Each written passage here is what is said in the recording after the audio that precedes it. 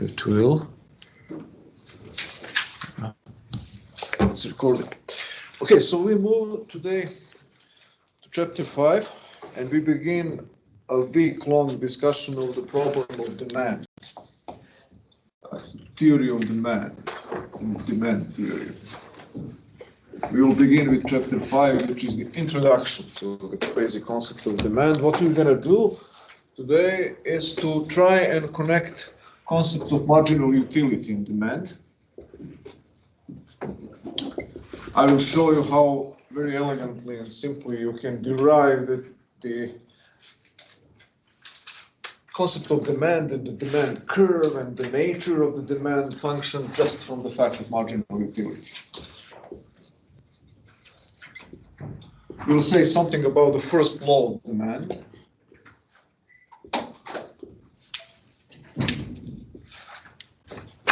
Demand schedules and demand functions. Schedules and function.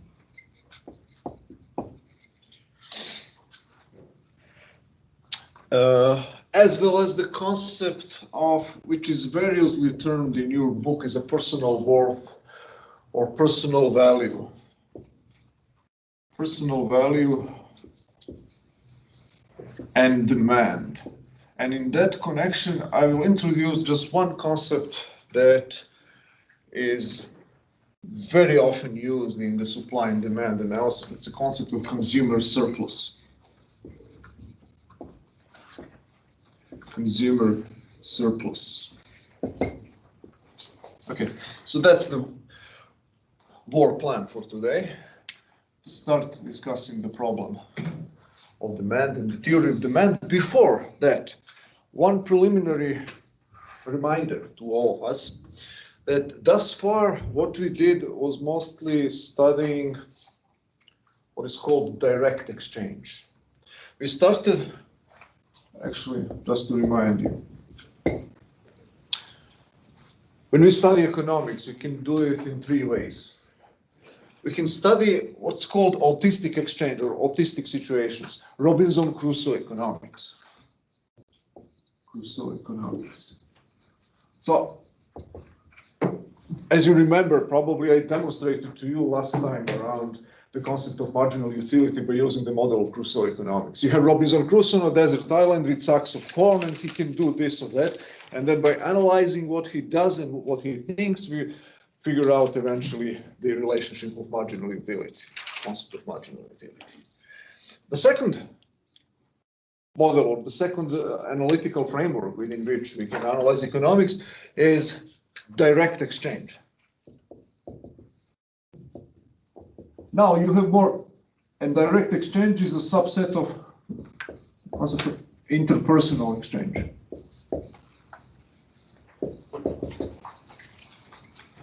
That means you have more than one person. So trade and exchange. It could be direct, which means there's no money.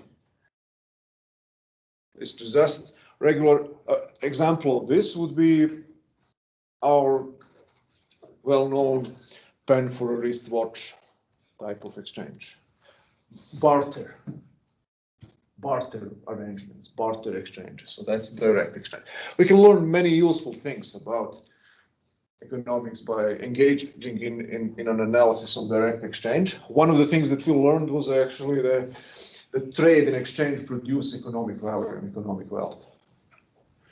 That you can increase economic wealth in two ways: by producing new things that people want to consume, or by redistributing the already existing stuff in such a way as to be better matched with the preferences of the people. When I give you my pen that I do not want, and get in exchange your wristwatch that I do want, and you give me your wristwatch that you do not want, and get in exchange my pen that you do want, we improve our economic condition, our economic personal value, our personal wealth, without increasing the number of watches and pens. So that's one. It has profound implications for how we conduct economic policy of international trade and all kinds of other things. So direct exchange, and finally the most developed, the most important part of economic theory and the theory of exchange is indirect exchange. What is that? What is indirect exchange?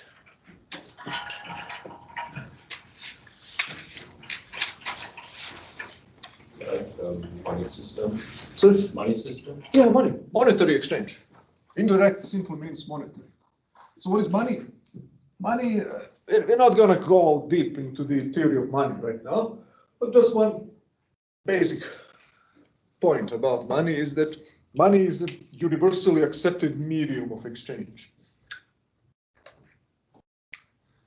Universally accepted medium or intermediary in exchange. That means if you look at a simple example of a pen for a wristwatch type of exchange, what you're going to do is split up what used to be one transaction into two transactions. That's how it works. Instead of trying to find somebody who has a second-hand wristwatch that you want and who wants to acquire a pen, you simply sell your pen for a piece of paper or a coin or money. You're not going to go into details how money is created. That could take us half a semester or at least a week. So for now, we're going to just assume that money is somehow miraculously there. So you sell what you want to exchange, and then you use money, which is by assumption universally acceptable good, something that everybody wants to have. And then you offer this universally acceptable good to somebody who has a wristwatch. Now, there is one profound problem. Can you tell me, what is, in your view, the main limitation of this direct exchange? Barter exchange. It's nice if you find a trading partner, somebody who is willing to offer you a second-hand wristwatch or a second-hand pen. But what is the limitation? What is the problem with this type of exchange?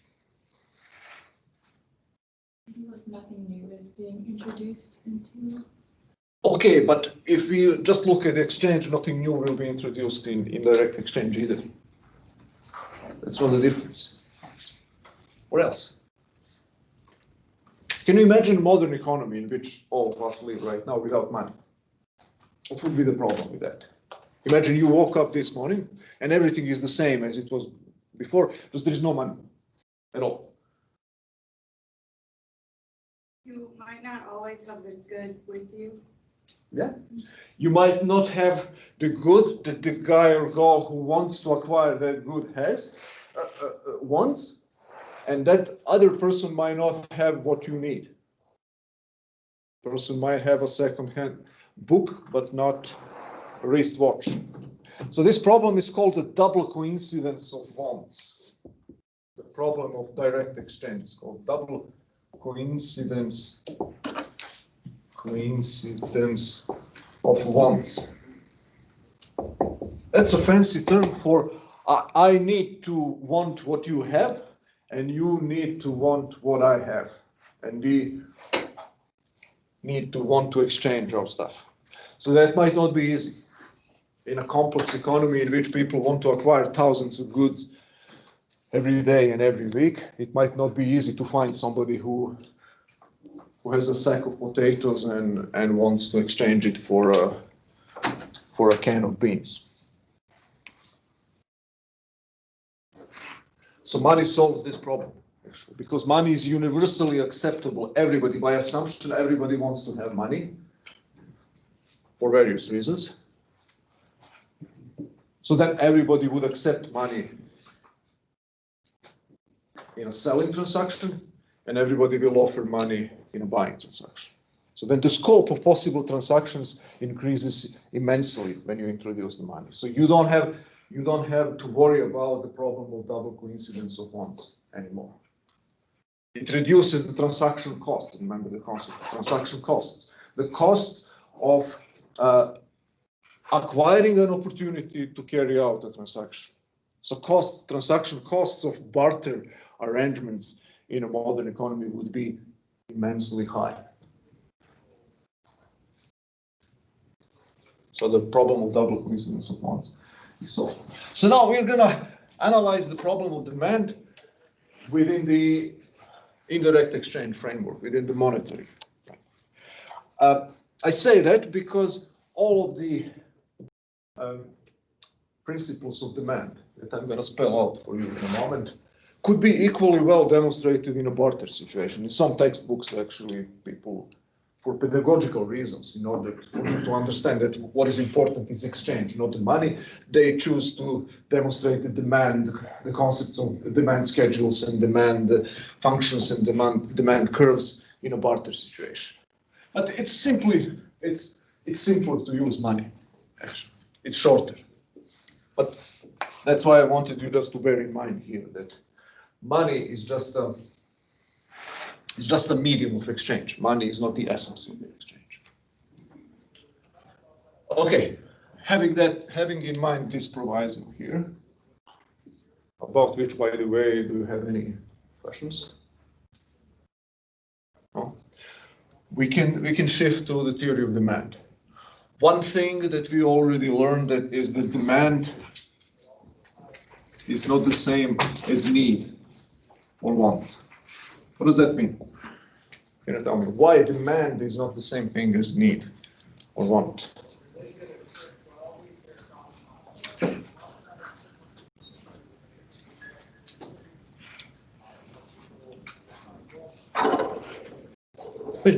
Use common sense. You don't need to forget about the highfalutin theory right now. Just use the common sense. Why demand is not the same thing as need. Is demand like how many wants there are for a specific good? Yeah. So demand, I may need all kinds of things in unlimited quantity. So that's one. Needs and wants are in principle unlimited. You know, that follows from the concept of scarcity. But is demand unlimited?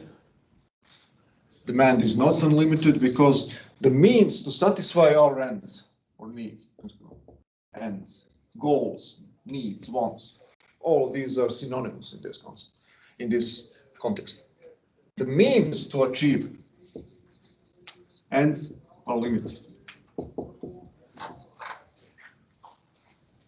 That means that our need for A conflicts very often with our need for a B. So now demand is our need that takes into account resource constraints, limitations of our needs that we have. So for example, I would like to have unlimited quantities of food and means of entertainment and 25 cars or whatever, but my resources to acquire to satisfy all these needs are limited. So then my demand is a result of how I choose to allocate my scarce means towards alternative ends. So demand is how much I decide to consume, having in mind the limitations of resources. So for example, my need for cars might be much higher, but my demand for cars would correspond to how much money I spend for cars. Which percentage of my income I spend for that particular good. Now, I promised, so this is a reminder, actually, we discussed this already last week, just reminding you that demand differs from end or want because it takes into account scarcity and limitations of our needs. So then we increase or decrease our demand depending on the scarcity of means and our preferences. We need something stronger than something else, we're going to spend more on that thing.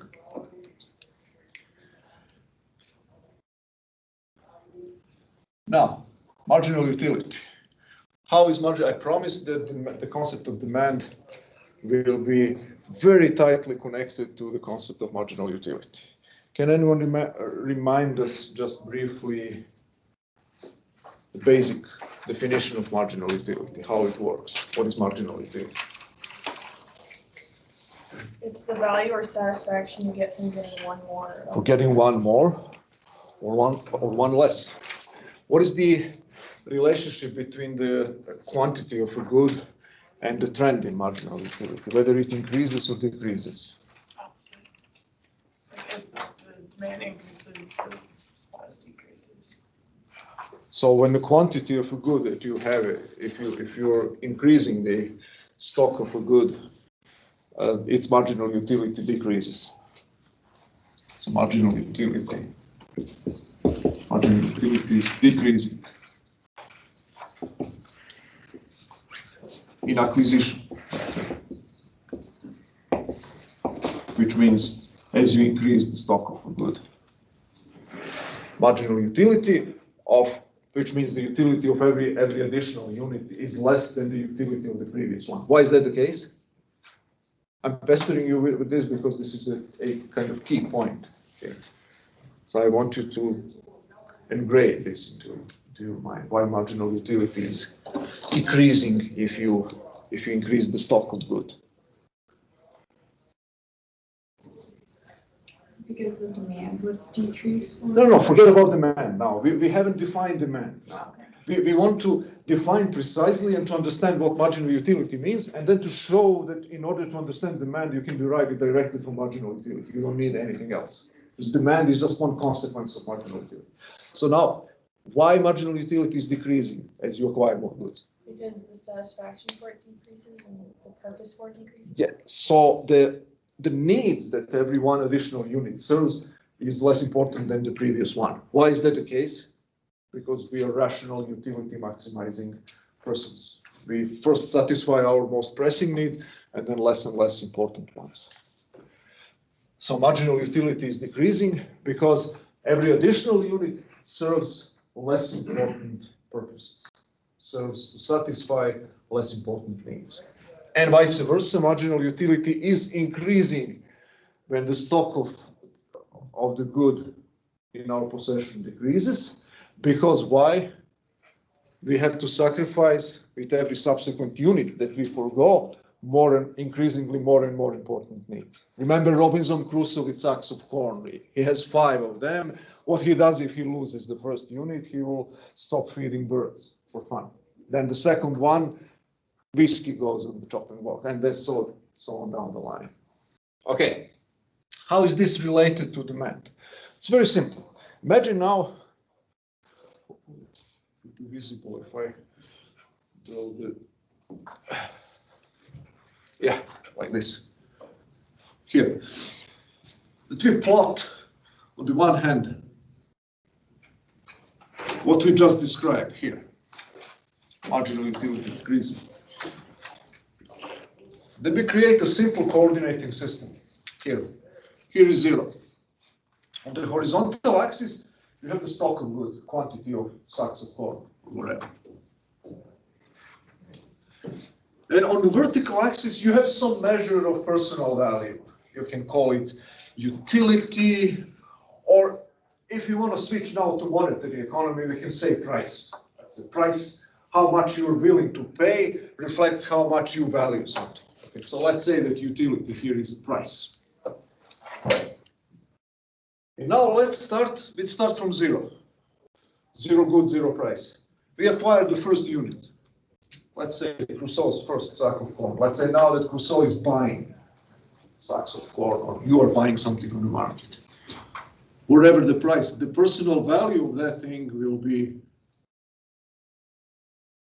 personal value 1, or price 1. Now, what's going to happen? Can you tell me? You want now to acquire the second unit. Is the maximum price that you are willing to pay for that higher or lower than P1? What do you think?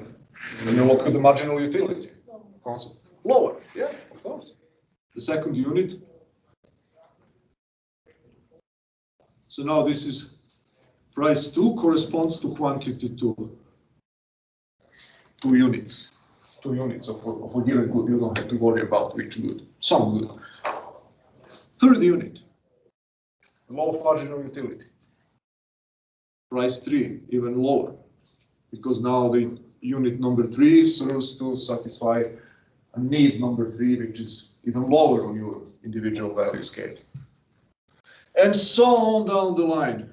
You can plot all these points that are combinations of possible quantities of good that you may acquire and the maximum value, maximum price that you put on any given unit. Now imagine now that you draw a line through all these points here. Just as an exercise in curve fitting or curve drawing. But you just for fun connect all of these dots into one line. What you get is called the demand curve.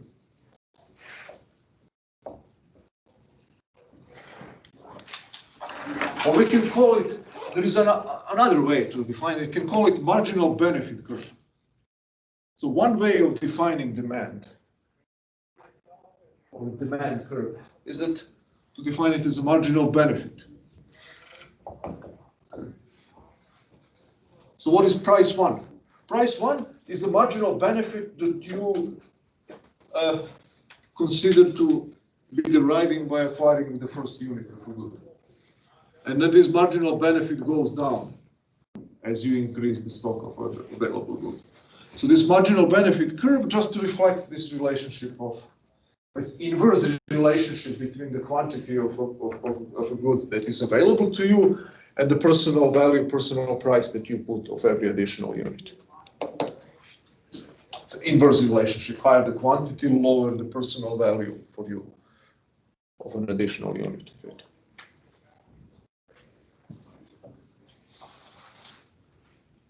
So that's the first way of defining, first definition, or first way, sometimes it is called the first way of reading the demand curve. So you read it from the horizontal axis. You look what's happening with the quantity of good, and then you look at personal value and personal price. Marginal benefit.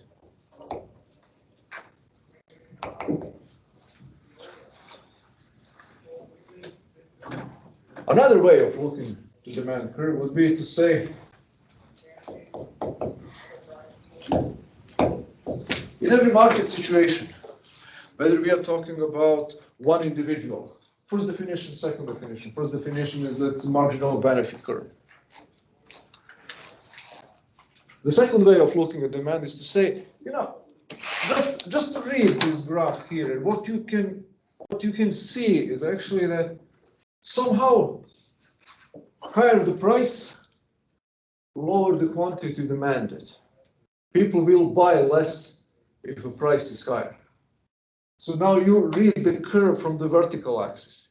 You're not starting from the quantity and then look what's happening with the price or personal value and interpret that as we did. Now you start from the price. The price may jiggle up and down. Wouldn't be interesting for us to see what's going to happen with the quantity demanded, with the quantity that people will buy. And what you can see is actually that there is an inverse relationship between the price, let's say price on the market. Imagine now for a moment that this is market price.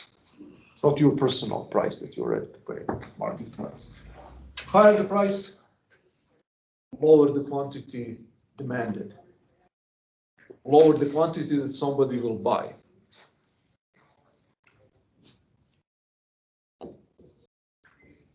You see that the price is inversely related to the concept of demand. Quantity demanded is quantity that will be bought at a given price. So at the price P1, 1 unit will be bought. At the price number 3, 3 units will be bought.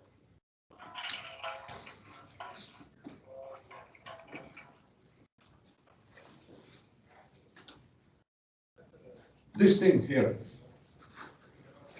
is called the first law of demand, or the first fundamental law of demand. It simply says relationship between the price and quantity demanded is inverse in general. Higher the price, lower is the quantity demand.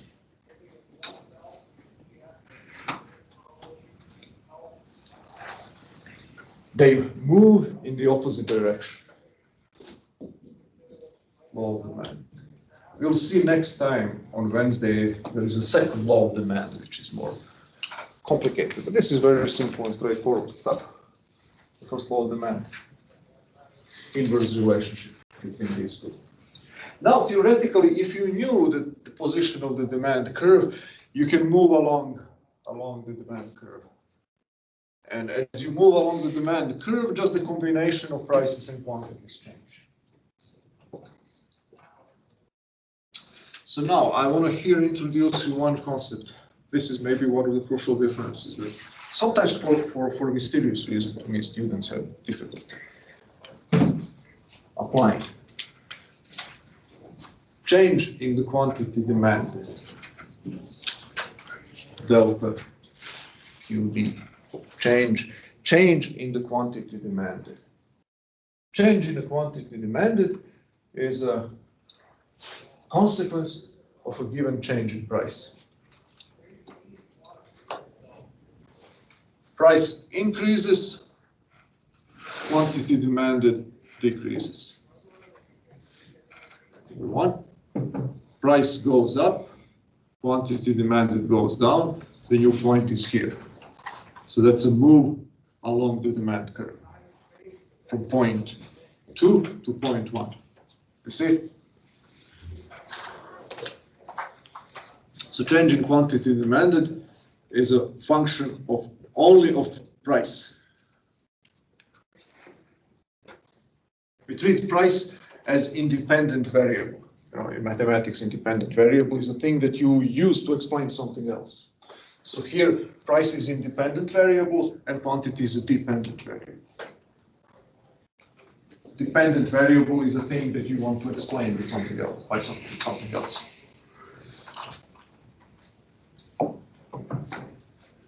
So here, the change in quantity demanded, memorize that term, is a function of a given change in price, and only price. Now, there is another possibility here. There is a possibility, for example, let's talk about the market for something, market for cars, or market for potatoes. Price may not change at all. Imagine for a moment that the price remained what it was, and for some reason people buy more. Quantity demanded, quantity that people buy increased without price change. So that would be expressed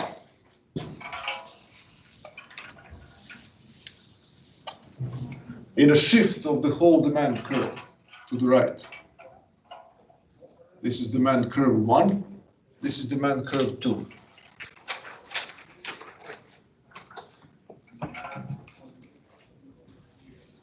So change in demand, now, as opposed to a change in quantity demanded, is an increase in quantity demanded, which is not function of prices, but function of other things. But quantity demanded changes as a consequence of other things happening beyond prices. So now let's try and figure out what these other things could be. So you see what happens here at the same price, P2 here. People will buy higher quantity. This is 2 prime. This was the initial quantity. This is the new quantity, 4 or 5, whatever. At price P3, this was the quantity number 3. Now the new quantity is here. At every given price, people will be buying more. Why that happens? There are a variety of reasons why this can happen. This is called an increase in demand. Increase in demand is a shift of the demand curve to the right, which means that every given price, people buy more. Shift in the leftward direction would be decrease in demand. This is decrease in demand. This is increase.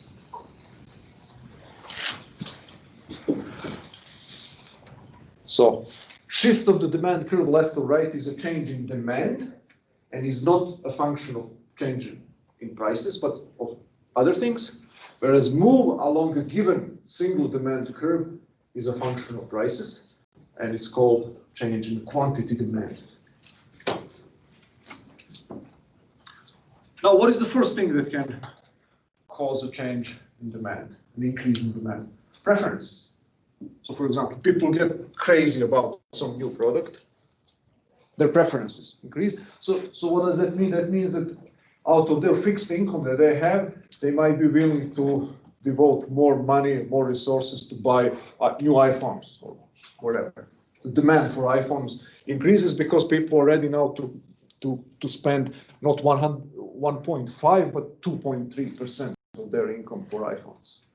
So that they're ready to sacrifice some other things in order to have more iPhones. So that could be one reason for an increase in demand. Change preferences. Or vice versa, if preferences weaken, then the demand will weaken. So, what else could be the reasons for a change in demand beyond prices?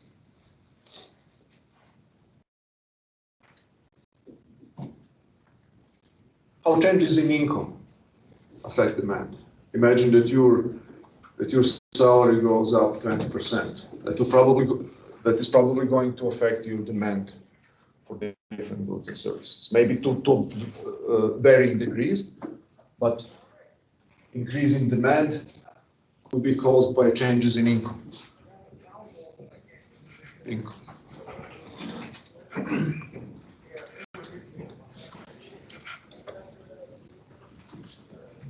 Most goods are the so-called normal goods. It means that normal goods, normal economic goods, are those goods the demand for which increases as your income increases. But there is a category of so-called inferior goods. Inferior goods. Sometimes called Giffen, after the economist who discovered this. Giffen goods or inferior goods. The demand for which goes down as your income increases. Can you think of any example of inferior goods? So the quantity that you buy goes down as your money income goes up.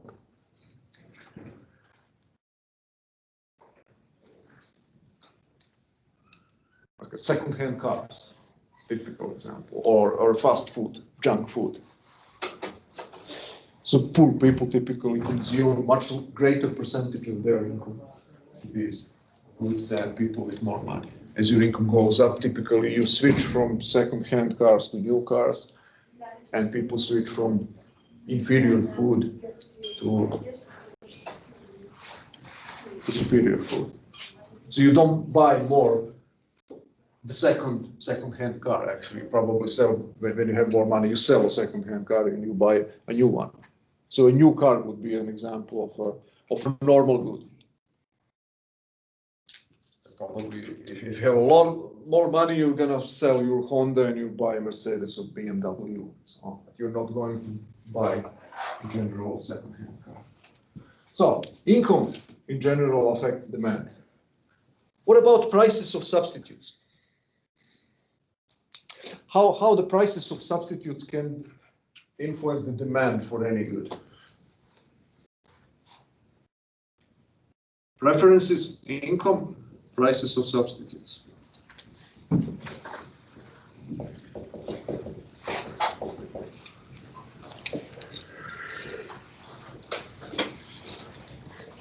Imagine that the price of butter increases. How is it going to affect the demand for margarine? Or if the price of orange juice increases, how is it going to affect the demand for apple juice?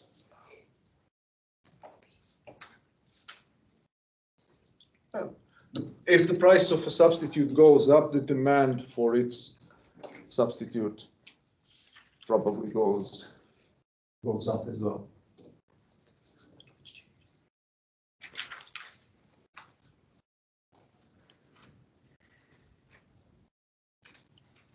because people switch from one to the other.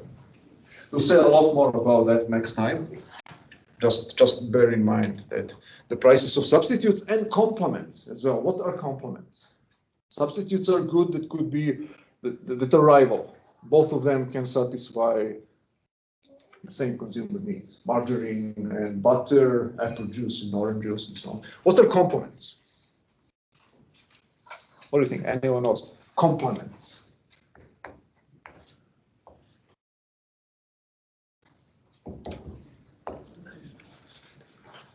Things that typically purchase together. Yeah, that's purchased together. So how a demand for one complement is influenced by an increase in price? They don't have to be purchased together, but they have to be consumed together. If you assume that they are purchased separately, but consumed jointly, how a change in price, increase in price for one complement will affect the demand for the other one? Let's say golf clubs.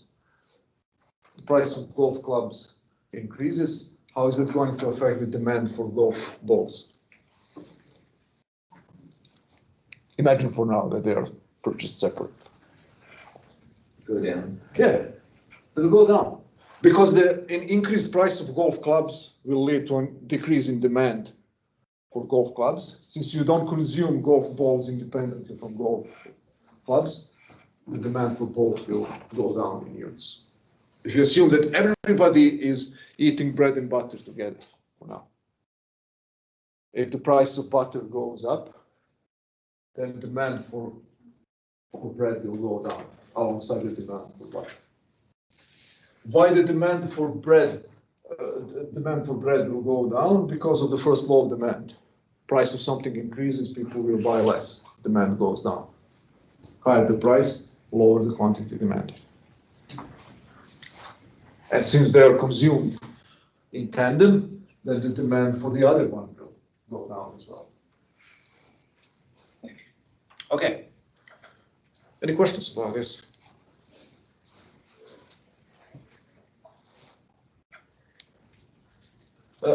Before I say something about personal value and consumer surplus, just one more technical concept that I promised to say something about but missed to do it is the demand schedule. So the demand curve here is a mathematical function, we can say, that connects the price and quantity demanded, and it is shown as connecting all possible combination of prices and quantities demanded on the market. You can show, or you can define, or you can, let's say, illustrate the same concept with the demand schedule. Demand schedule is a simple table that you write. Here is the price, here is the quantity. And then we plot here what we do, we write into this table all the combinations of prices and quantity. At price 15 bucks, wherever, 2 units will be bought. At the price of $12, 4 units. At the price of $10, 5 units, and so on down the line. That's the demand schedule. Market demand schedule, or individual demand schedule. What is the demand curve? The demand curve is a line that you get by plotting these points, this data from a demand schedule in a Cartesian coordinating system. Okay. So this is demand schedule. It's a table showing all combinations of prices and quantities. The supremely important fact to remember here, please. Nobody knows demand schedules and demand curves in advance. Why is that the case? What do you think? Why these facts are not known in advance?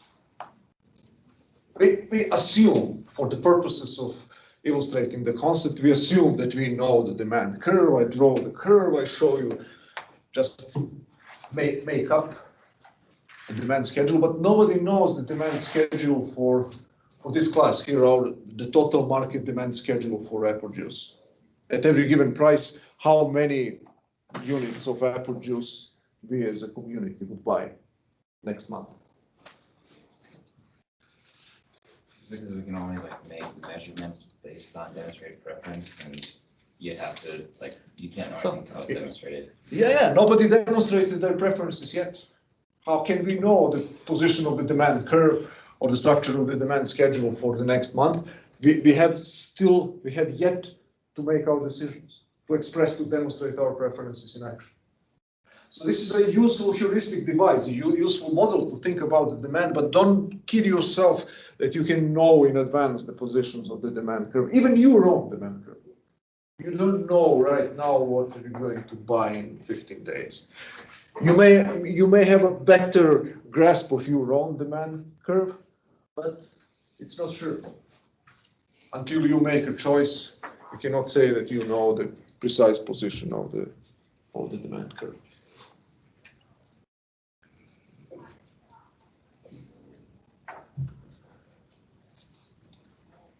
So this is subjective. If we had known this in advance, we wouldn't need a market at all. We can simply just order everybody to produce what we need and distribute goods and services. If we knew how much every given person will buy at any given price. But we, unfortunately, cannot know such things. Okay, finally, personal value and market price. Now, one more thing. There are two types of demand curves and demand schedules: individual and total market demand curves and schedules. What is the difference? The individual demand schedule is a number of units that you, as a person, will buy at any potential given price. So that's individual demand schedule, and consequently, you can draw an individual demand curve. The total or market demand curve, sometimes called the aggregate demand curve, is a curve that simply adds up all the quantities that every participant in the market will buy. So let's say my individual demand curve for apple juice would be 2 units at $15, 4 units, and so on. And then to get the demand curve or demand schedule for the whole class, I need to add at every given price the quantities that every individual person would buy. So that's the only difference. We add up the quantities that everybody would buy at every given price. So obviously the total market demand is always greater than individual demand. So you just add up. I'm just making up the units, it doesn't matter. I'm just assigning you the preferences for now that I made up out of whole, just to illustrate for you what is the total market demand. So if this is the total quantity that all of us, so let's say that 20 or 19 people here wouldn't buy apple juice at all, and a couple of us freaks would buy 2 or 3 or 4 or 1, 2 plus 4 plus 3 plus 1 plus 2. So this is the total quantity, 6, 9, 10, 12. That would be quantity demanded at price 15. And then you repeat the same exercise for every additional price. I assign you given preferences, and then I see how much you buy at a given price, and then add up all these quantities, and then I construct the total demand or market demand curve. So see, the demand curve have to be estimated. We cannot know them. Entrepreneurs are good, if they are any good, in trying to guess the position of the demand curve. How many units consumers will buy if I offer this new product that nobody has ever seen before? Whether they will buy. In order to make this conclusion, you have to at least roughly somewhat estimate or guesstimate or speculate about the position of the demand curve. If I charge $12 per unit, how many units will they buy? And will this be enough for me to cover my costs? That's the essence of entrepreneurial calculation. Trying to guesstimate the position of the demand curves in order to see whether you can sell a certain product or not. Okay, finally, personal Any questions? On this total and individual demand curves. That's clear? Good. Personal value or personal worth, as they say in your book, and market price. Remember now, go back for a moment to the concept of exchange.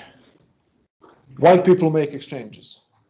Because they prefer whatever they can get in exchange to whatever they have right now. The same applies to money. When I pay $3 for a newspaper, what I'm demonstrating in action is actually that I prefer wherever I got a newspaper to the $3 that I forgot. So now you see that there is a difference here between the value that I pay, the value that I forgo on the market, and the maximum value that I would be willing to forgo. I'll show you here how that works. This is the price, this is the quantity.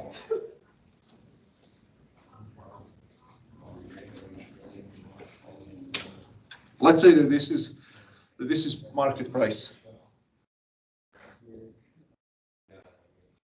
And this is whatever, 10 units sold. This is the equilibrium market price at which everybody sells.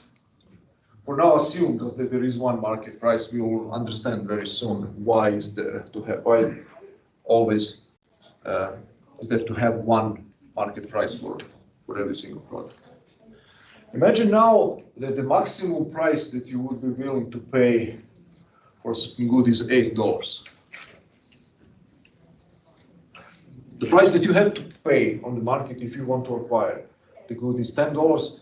The maximum buying price that you're ready to pay, the personal value of that thing to you is $8. Do you buy it or not? No, because the benefit is lower than the cost. Something that is worth $8 to you at the most, you have to pay $10 in order to acquire. Why would you do so? So you prefer $10 to having that good. Now, what if your personal worth, if you really like this thing, and the maximum price that you would be willing to pay is 15 bucks. Are you going to buy it at $10? Yes, because it's worth more than $10 to you. It's worth $15 or $14.99. Let's say. So now, this is the market value of the thing. This is your personal value or personal worth, or you can say maximum bidding price, maximum buying price that you're ready to pay. That's how much the thing is worth to you. The difference between the two, the difference between the market value that you have to pay and the maximum value that you are ready to sacrifice is called consumer surplus. That's how much you gain. It's a measure of how much you gain by making an exchange that makes you better off. So I paid $3 for a cup of coffee, but I was ready to pay $4 if they asked me. But I was not ready to pay $4.50. So that my consumer surplus is $1. That's a mathematical measure of how much I gained from an exchange. Of course, again, take it conditionally here. Only you can know what is your consumer surplus at the moment of choice. I cannot know what was your maximum bidding price yesterday. It may change to today. Even if I know it right now, it doesn't mean that it will remain stable in the future, or that it was stable as compared to before. Okay, so consumer surplus is a mathematical or numerical expression of how much people gain from engaging in exchange, but it also cannot be known objectively by a statistician or by an external observer. Okay. Any final questions? Okay. See you then all on Wednesday.